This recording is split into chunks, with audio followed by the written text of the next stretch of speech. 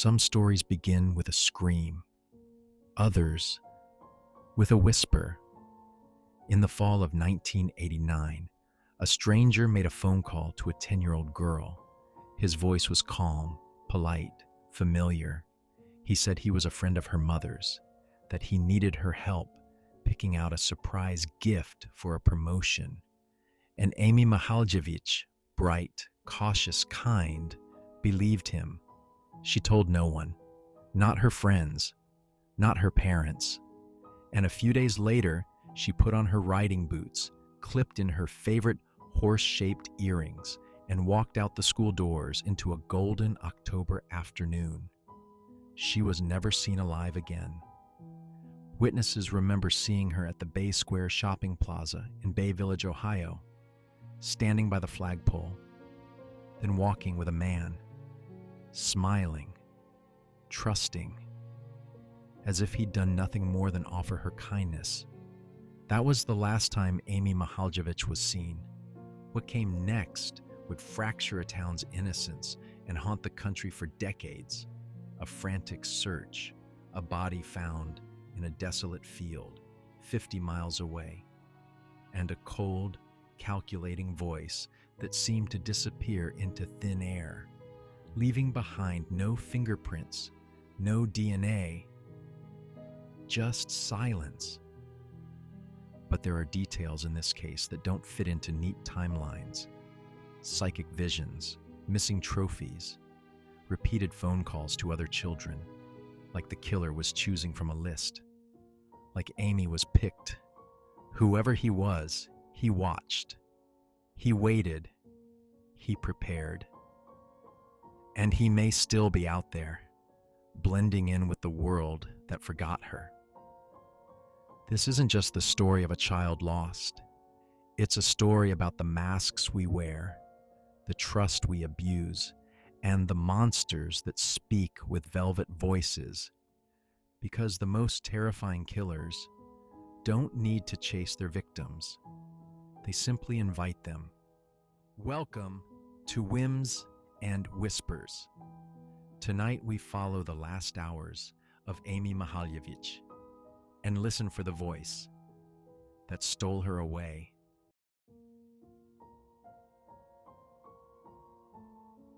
October 24th, 1989, the first known call. Amy Mihaljevic is a 10-year-old fifth grader at Bay Village Middle School. She lives with her mother Margaret and older brother Jason. Her father Mark lives nearby. Amy is smart, responsible, and known for her love of horseback riding. Her favorite earrings are small golden horses, gifts from her mother. Sometime that week, the family's home phone rings. Amy answers. "Hi, Amy. I work with your mom. She just got a promotion, and I need your help picking out a present. Can you keep it a secret?" She agrees. The man's voice is calm, kind. He knows her name, her mother's name, and where she goes to school. There's no threat, just a favor. Amy doesn't tell anyone. October 25th to 26th, 1989. Silent planning. Amy goes to school like normal. She plays with friends. She writes in her journal. Her entries are cheerful, excited. There's no hint of fear. Behind the scenes, investigators later discover that at least 10 other girls in nearby towns received similar calls. Some reported the man asked about helping with gifts. Others said he mentioned their moms by name. Only Amy agreed to meet. The FBI would later say, it wasn't a kidnapping of opportunity. It was a groomed abduction. October 27th, 1989. The day she vanished. 6:45 a.m. The morning begins. Margaret Mihaljevic wakes Amy up for school. She eats breakfast, gets dressed, and puts on her favorite green sweatsuit, black ankle boots, and her horse earrings. She tells her mother she has plans after school, but is vague. Margaret assumes it's just a visit to a friend's house. There's no reason to be suspicious. Yet, 7:45 a.m., school starts. Amy arrives at Bay Middle School. Her teacher recalls her being quiet but focused. She participates in class like usual. Her classmates describe her as happy, normal, nothing off. But Amy knows what's coming. She's made up her mind. 2:05 p.m. School ends. Classes are dismissed. Instead of walking home or going to the bike rack, Amy walks across the street to Bay Square Shopping Plaza. It's a familiar place with a Baskin-Robbins, a greeting card store, and a drugstore. It's busy after school. Kids off 2:15 p.m. The last sightings. Multiple eyewitnesses see Amy standing near the plaza's flagpole, looking around like she's waiting for someone. Then they see her walk off with a man. He's described as mid to late 30s, light brown blonde hair, tall, around 6 feet, wearing a beige windbreaker, clean cut. One witness recalls that Amy looked completely comfortable. She wasn't dragged or forced. She was smiling. She knew the man, or thought she did. 3:30 p.m. Margaret returns home. Amy isn't home. Margaret waits, then begins calling friends. None have seen Amy. Panic begins to rise. 4 p.m. Margaret calls the police. She reports Amy missing. Bay Village Police immediately recognize this as unusual. Amy isn't the type to wander off. Within hours, they alert the FBI. October 28th to 31st, 1989, the search begins. FBI canvasses the shopping plaza. Dozens of kids are interviewed. Several reveal that they too received similar calls from a man who knew my mom. A composite sketch is developed based on witness accounts. No surveillance footage exists. This is 1989. No security cameras at the plaza. Community volunteers join the search. Amy's picture is printed in local newspapers. Flyers are posted on poles, in windows, on school doors. November 1989. Media storm and mounting pressure. National attention begins. Amy's case appears on Unsolved Mysteries and America's Most Wanted. A tip line is created. Hundreds of calls flood in. Psychics, ex-boyfriends, distant relatives, neighbors, all scrutinized. Margaret and Mark Mihaljevic plead for Amy's return on television. They appear pale, shaken. Meanwhile, Jason, Amy's older brother, blames himself. He thinks she might have trusted someone because she wanted to impress him. The family home becomes a shrine of hope and grief. December 1989. Holidays without Amy. Margaret sets a place for Amy at the dinner table. She places gifts under the tree with Amy's name. The case grows colder. The plaza where Amy vanished becomes a symbol of lost innocence. Some townspeople begin whispering that the killer must be local. No one else could have pulled this off so quietly. February 8th, 1990, the body is found. A jogger in Ashland County, about 50 miles southwest of Bay Village, notices something odd in a remote field off Route 224. It's the decomposed body of a child, hidden under leaves and corn stalks. Police arrive and immediately recognize the clothes from photos. It's Amy. The scene. Her body is partially clothed. Her underwear is missing.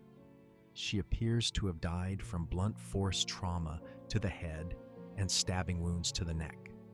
Her pants are inside out, suggesting she was redressed post-mortem. Nearby are threads of curtain fabric. a strange detail never explained.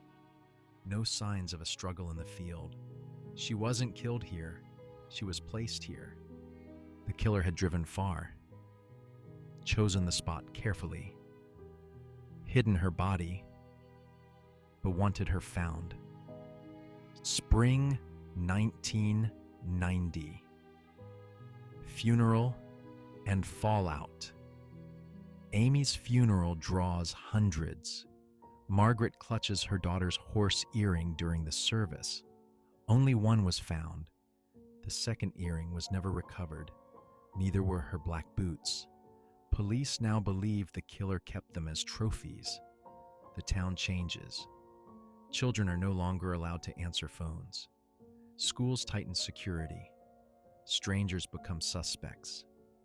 90s to 2000s. The case goes cold, but never dies. Over the years, more than 20 suspects are considered. DNA evidence is collected from the body, but degraded. It isn't enough to produce a full profile. In 2005, police interview a teacher from a nearby town whose alibi collapses under scrutiny. He had odd relationships with students, but no charges are ever laid. 2013, a new lead. Investigators retest forensic evidence using advanced techniques. DNA is extracted from the crime scene and preserved, but the profile is partial. Authorities say, "We are close. We believe this person is still alive." But still, no arrest. 2020 to present. Amy's name still whispers. The Bay Village Police Department continues to work with the FBI. Amy's case is considered one of the most active cold cases in U.S. history. Locals leave flowers at the site of her disappearance every October. Margaret Mihaljevic passed away in 2001, never knowing who killed her daughter.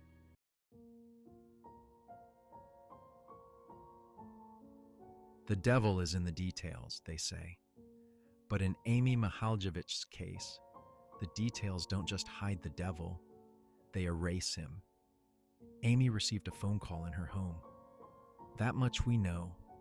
The caller knew Amy's name. He knew her mother's name, Margaret, and claimed to work with her. He told Amy about a promotion Margaret had recently received and asked Amy to help him pick out a gift to surprise her.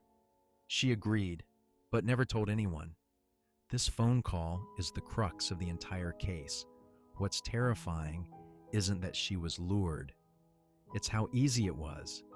How did the caller get such precise information about Amy's family? This was 1989. No social media, no online employment records. Possibilities. He saw the promotion in Margaret's workplace newsletter, which was posted in some public offices. He could have called the home earlier when Margaret was out and charmed Amy into revealing details. Or he may have known them personally. An overlooked angle. Only a handful of people in Margaret's workplace even knew about the promotion. Yet someone weaponized it. Investigators discovered that multiple girls in surrounding towns had received similar phone calls. A man, always polite. He claimed to know their moms. He asked for help picking out a gift. Sometimes he mentioned shopping plazas, sometimes bookstores. One girl said the man even mentioned her dog's name, but only Amy went through with it. Was this a predator casting a net, seeing who would bite? Or did he target Amy all along? Why her? Her family wasn't wealthy. She wasn't flashy. She wasn't the most visible kid, but she was trusting, and she loved helping others. That might have been enough. Multiple eyewitnesses saw Amy waiting by the flagpole at Bay Square Shopping Plaza.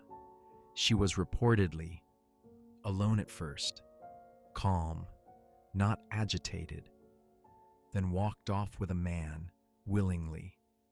No screams, no struggle, No hesitation.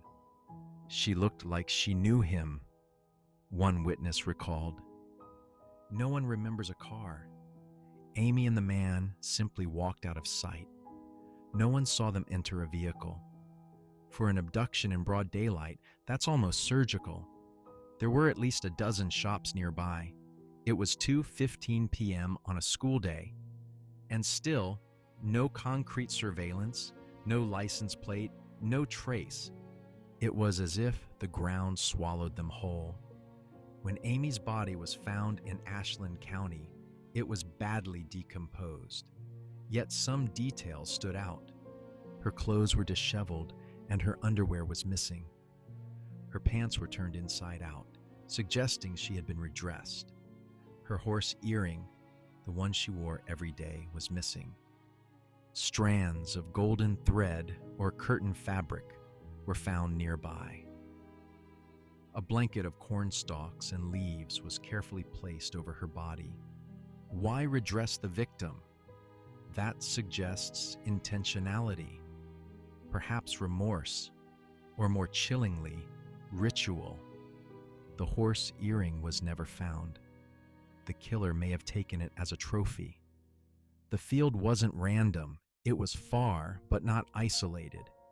It was private enough for disposal, yet public enough to guarantee discovery eventually. Some investigators believe the body was meant to be found. Amy had suffered blunt force trauma to the head, stab wounds to the neck, possibly sexual assault, though decomposition made confirmation difficult. But the wounds were oddly placed, as if the killer wasn't just trying to kill, but to communicate. No clear sign of the murder weapon. No blood found at the scene. This wasn't the primary crime scene. She was killed elsewhere, then moved. The staging of the body with leaves and corn stalks was deliberate, not a panicked dumping. Some speculate it may even mirror military-style concealment. Was the killer trained? Partial DNA samples were later recovered from Amy's clothing, but they were too degraded to produce a full profile. The profile has never matched anyone in CODIS, the federal database. In such a hands-on crime, how did the killer leave so little usable DNA? Possibilities. He wore gloves. He cleaned the scene meticulously. He had forensic knowledge. He wasn't a first-time offender. Margaret Mihaljevic told police the horse earring Amy wore that day was priceless to her. She never took it off. Only one earring was found on Amy's body. The other has never been located. This isn't just a detail, it's a signature. Serial offenders often keep items to relive the moment.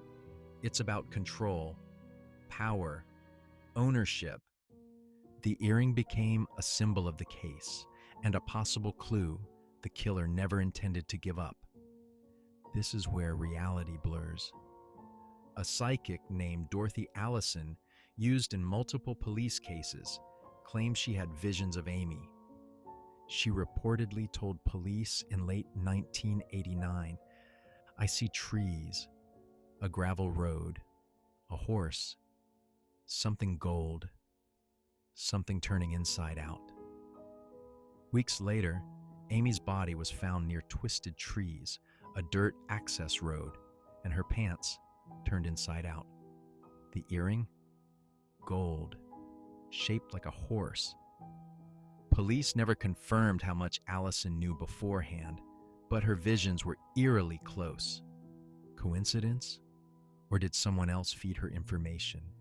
Could the killer have had psychological motives beyond logic? There were enough clues to solve this case. A phone number, a shopping plaza full of people, physical evidence, DNA, a known list of similar victims. But the killer remained one step ahead. Almost like he wanted to leave a trail, but only half of one. Enough to fascinate, enough to torment, but never enough to convict. What if Amy wasn't chosen at random? What if her disappearance wasn't the act of impulse, but of obsession? or design? And what if the person who did this still wears the missing earring as a token of power?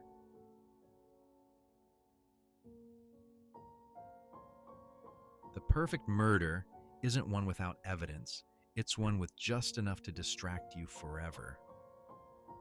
From trained profilers to armchair detectives, Amy's case has generated thousands of tips and dozens of suspects.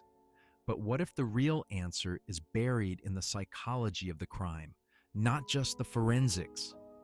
Let's unravel the most haunting possibilities. The groomer killer, a predator who practiced. He didn't just take her. He auditioned others first. We know Amy wasn't the only child who received a call. At least 10 other girls were contacted in the weeks leading up to her abduction. The man had a script, a story about knowing their moms and needing help picking out a gift. But only Amy said yes. This suggests a predator who was methodical, one who refined his approach, tailored it for the right target, and wasn't afraid of rejection. Profile match. Likely male, 30s to 40s at the time. Highly organized and emotionally manipulative. Possibly had a history of abuse or failed relationships. May have rehearsed the call multiple times, possibly even recorded and replayed it. This theory implies that Amy was not his first attempt, just his first success, which leads to a chilling question. Were there other girls before Amy who never even knew they were targeted? It's easier to follow a monster you don't recognize. But what if the real monster had a name? The calmness Amy displayed at the plaza, the lack of hesitation, the smile, these have led many to believe that Amy knew the man, or at least thought she did. Police considered this seriously. Some speculated it could be a teacher from a nearby school, a family friend or former co-worker of Margaret, a parent of another child, a church or youth group volunteer. One theory centers on a former teacher who was reportedly caught having inappropriate relationships with students around that time. He also matched the composite sketch, and his alibi later crumbled. Yet, no charges were ever filed. Red flag. The call to Amy came during a time when Margaret wasn't home. That could imply the caller knew her work schedule and had been watching the house. This killer might have played the long game, and he may have already earned Amy's trust little by little for weeks. The trophy hunter, a serial killer in disguise. He didn't kill Amy for revenge or rage. He killed her for memory. One of the strangest details in the case is that Amy's horse earring and black boots were never recovered. Serial offenders often keep trophies, items they can revisit, hold, admire. It's not sentiment, it's control. This theory suggests Amy's killer was a practiced predator, one who may have killed before or after, but never left a trail as clean as this. FBI profilers have said the killer may still possess those missing items. They may even be displayed in his home or kept in a private box. If that's true, Amy's killer relives the crime through those objects. Still, could this be part of a hidden series of abductions that never got linked? The ritualistic killer, symbolism, and staging. The scene wasn't chaotic, it was intentional. Amy's pants were found inside out. Her body was covered with corn stalks and leaves, and golden threads were discovered nearby, possibly from decorative fabric or curtains. These clues suggest a ritualistic mindset. Why redress her? Why hide the body just enough to delay discovery but ensure it would be found? Why place her in a quiet rural field 50 miles away? Some have speculated the killer had military experience. The cover-up method was similar to field camouflage. He may have been part of a fringe group or had obsessive-compulsive tendencies. The missing earring and precise placement suggest symbolic meaning. Was Amy the victim of a personal fantasy or a pattern we failed to see? The psychic connection. A killer. Drawn to the unknown. Some murders leave forensic traces. Others leave echoes. Enter the strange, often dismissed world of psychic visions. Renowned psychic Dorothy Allison contacted the FBI weeks before Amy's body was found. She described a horse, a golden object, a rural field with twisted trees. Something turned inside out. Weeks later, Amy's remains matched nearly every detail. Skeptics argue she guessed or was fed information, but others believe this killer may have been drawn to ritual or even paranormal obsession. Some fringe theories suggest the killer was part of a cult or spiritual sect. He chose Amy for her birth date, name, or innocence. The field where her body was found had been used in previous unexplained disappearances.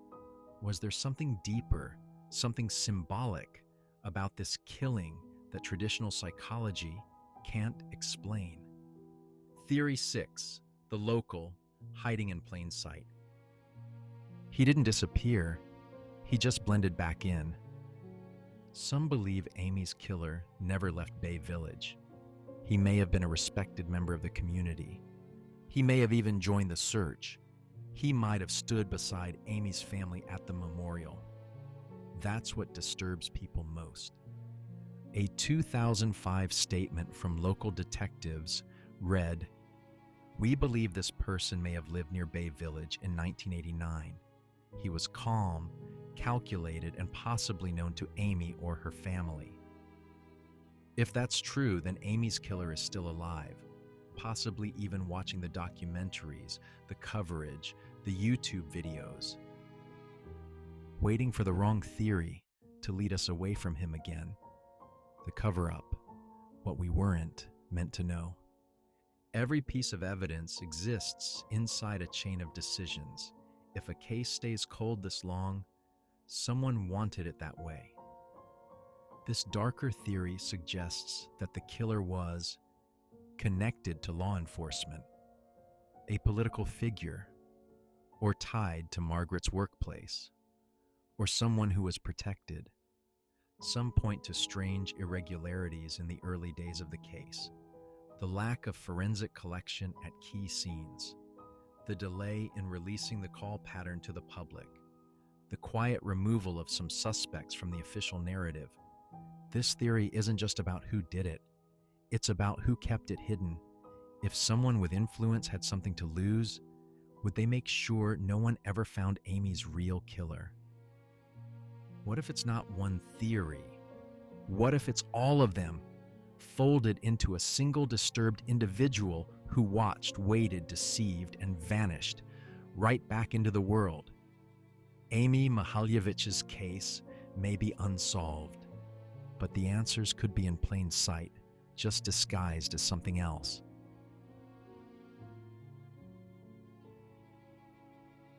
Some tragedies don't end when the investigation grows cold. They echo, whispering through parenting manuals, classroom policies, and the hidden fears we pass to our children. Amy Mihaljevic's story was never just her own. It became ours.